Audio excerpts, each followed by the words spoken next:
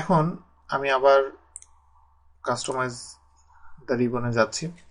এখানে যাওয়ার পরে এখন আমি যদি মনে করি যে আমি একটা ট্যাব অ্যাড করতে চাই, এই ট্যাবের ভিতরে আমি আমার কিছু টুলস সেগুলো আমি গ্রুপ গ্রুপ করে রাখতে চাই, সেটা আমি করতে পারবো। সেটা করতে গেলে আমাকে যেটা করতে হবে, হোম ট্যাব বা যে কোনো একটা ট্যাব আমি সিলেক্ট থাকা অবস্থায় নিউ ট্যাব দিব। নিউ ট্যাব দিয়ে নিউ ট্যাবের একটা নাম দিতে হবে। প্রথমে নিউ ট্যাবটাকে আমি নাম দিচ্ছি, নিউ ট্যাবের নাম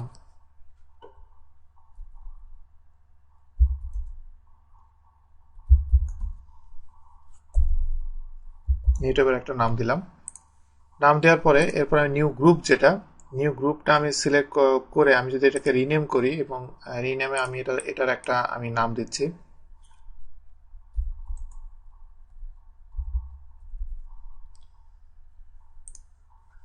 আমার ট্যাব তৈরি করা হয়ে গেছে, গ্রুপ তৈরি করা হয়ে গেছে। এখন আমি যেটা করব, আমাকে এখানে টুলস অ্যাড করতে হবে। তা আমি এখানে কিছু টুলস আমি এখানে অ্যাড করে দিচ্ছি। আমি কিছু টুলস যখন অ্যাড করা হয়ে যাবে, আমার একটা গ্রুপ ফিনিশ। এবং অন্যান্য এমন কোনো গ্রুপ যদি থেকে থাকে যে গ্রুপটা আমার সবচেয়ে বেশি ইউজ হয়, সেই গ্রুপটা আমি একবারে সরাসরি নিয়ে আসতে চাই। সেক্ষেত্রে আমি অল মেইন ট্যাব সেটাতে গেলাম। মেইন ট্যাবের ভিতরে যে আমি এখানে পেজ লেআউটের যে পেজ সেট আপ, এটা আমি সিলেক্ট করে আমি যদি অ্যাড দিই, তাহলে দেখেন পেজ সেট আপটা পুরোটা একসাথে চলে এসেছে। এবং এরপর ইনসার্টের ভিতরে এখানে চার্ট আমার যে যদি বেশি দরকার হয়, আমি চার্টটা অ্যাড করলাম। এটা আমি সিলেক্ট করে এটাতে আমি অ্যাড দিলাম। তো আমার এই কয়েকটা গ্রুপ তৈরি হয়ে গেল।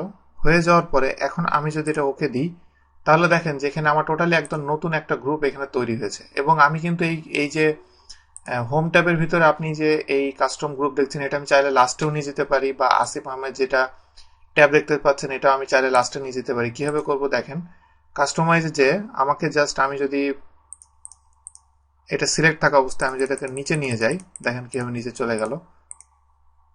এরপরে হোম ট্যাবের ভিতরে আমি যেটা নতুন তৈরি করেছিলাম সেটা আমি যদি সবার লাস্টে নিয়ে দিয়ে আমি এবার যদি ওকে দিই, তাহলে দেখেন হোম ট্যাবের ভিতরে এটা সবার লাস্টে চলে গেছে এবং আসিফ আহমেদ সেই ট্যাবটা সবার লাস্টে চলে গিয়েছে। এইভাবে আপনি আপনার ইচ্ছা মতো আপনি এটা কাস্টমাইজ করে ফেলতে পারবেন। এবং কাস্টমাইজ করার পরে সবচেয়ে বড় একটা সুবিধা হলো যে আপনি বাসায় এইভাবে আপনি যেইভাবে কাস্টমাইজ করে নিয়েছেন, আপনি যদি অফিসে এই একই কাস্টমাইজেশনে আপনি কাজ করতে চান, সেটাকেও আপনি করতে পারবেন। সেটা করতে গেলে আপনাকে ইম্পোর্ট এক্সপোর্ট নিচে একটা অপশন আছে, এটা আপনাকে ইউজ করতে হবে। যেমন আপনার এখন পুরা কাজটা হয়ে গেছে, যদি এমন হয় তাহলে এটাকে আপনি সেভ করতে চান। আপনি যদি সেভ করতে চান, এক্সপোর্ট অল কাস্টমাইজেশন, মানে এটার ভিতরে আপনি যত কাস্টমাইজেশন করেছেন সব এক্সপোর্ট হয়ে যাবে।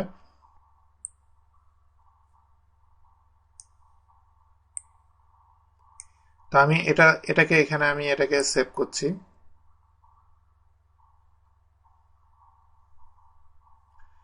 আমার এটা সেভ হয়ে যাওয়ার পরে এখন আমি যদি এটাকে রিসিট করে দিই, যেমন এটাকে আপনি রিসিট করতে পারবেন এখান থেকে যে আমি যা যা কাস্টমাইজ করেছি সবকিছু আমি ডিলিট করে দিতে চাই। তো আমি যদি এটাকে রিসিট করি, reset all all customization, yes, দেওয়ার পরে দেখেন এখানে এটা আগের যে ফরম্যাটে ছিল সেই ফরম্যাটে এটা চলে গিয়েছে।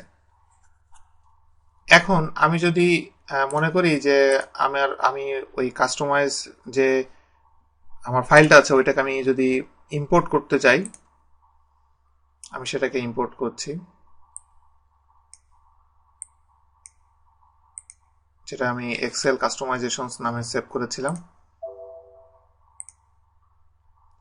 এটা দিয়ে আমি যদি ওকে দিই, তাহলে দেখেন যে আমি যেটা আমি ইম্পোর্ট করেছি সেটা অটোমেটিকলি এখানে এসে এখানে অ্যাড হয়ে গিয়েছে। এভাবে আপনি রিবন, আপনি আপনার ইচ্ছা মতো ট্যাব, আপনি গ্রুপ, আপনি টুলস, আপনি আপনার ইচ্ছা মতো আপনি এখানে কাস্টমাইজ করতে পারবেন।